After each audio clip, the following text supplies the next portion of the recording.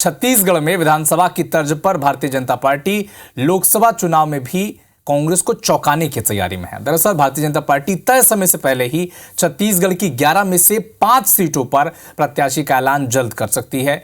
एक तरफ बीजेपी प्रत्याशियों की फाइनल लिस्ट तैयार कर रही है, तो कांग्रेस अब तक सत्ता से गुजर जाने का, सत्ता दूर हो जाने के सदमे से वो उबर नहीं पाई है। एक रिपोर्ट आप देखें।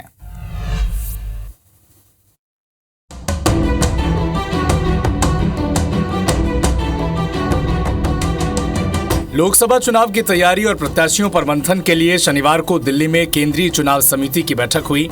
चर्चा है कि अब कभी भी लोकसभा चुनाव के लिए प्रत्याशियों की पहली सूची जारी की जा सकती है। बैठक में छत्तीसगढ़ की उन 5 सीटों बस्तर, कांकेर, जांजगीर चांपा, राजनांदगांव और कोरबा, जहां बीजेपी कमजोर है, उन पर जीताऊ प्रत्याशियों को लेकर मंथन हुआ है।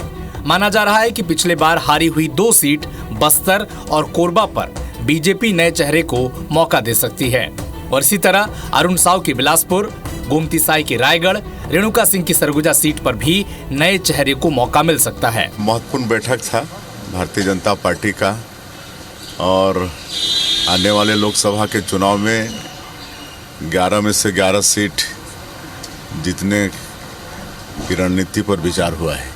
आज जिस प्रकार से छत्तीसगढ़ की जनता का आशीर्वाद और जिस प्रकार से छत्तीसगढ़ की जनता नरेंद्र मोदी जी के साथ खड़ी है, हमें पूरा विश्वास है कि छत्तीसगढ़ की जनता इस बार भारतीय जनता पार्टी को 11 की 11 सीटें देगी। बीजेपी प्रत्याशियों के नाम तय कर सभी 11 सीटों पर जीतने का दावा कर रही है, तो वहीं कांग्रेस छत्तीसगढ़ में सत्ता से जाने के सदमे से उबर नहीं पाई है।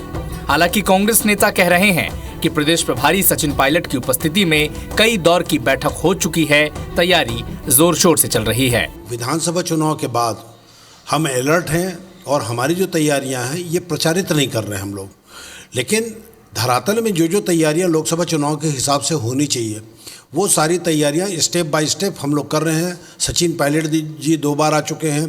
पीसीसी के प्रदेश अध्यक्ष जी लगातार सभी लोकसभा क्षेत्रों के अलग अलग विधानसभाओं में भी उन्होंने दौरा कर चुका है। पीएम मोदी के प्रभाव को देखते हुए इस बार बीजेपी में दावेदारों की लंबी सूची है, जिसमें से जीताऊ प्रत्याशी को तलाशना बड़ी चुनौती है और सबसे बड़ी चुनौती है चुनाव में जनता का भरोसा जीतना।